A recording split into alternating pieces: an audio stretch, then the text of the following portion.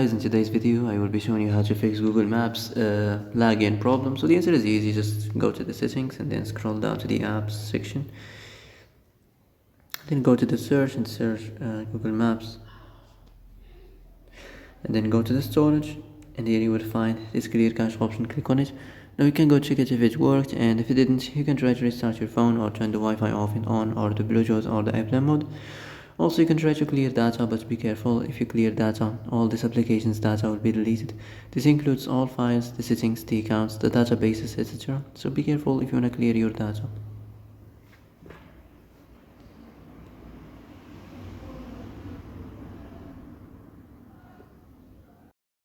And that's it for today's video. I hope this is the answer you've been looking for.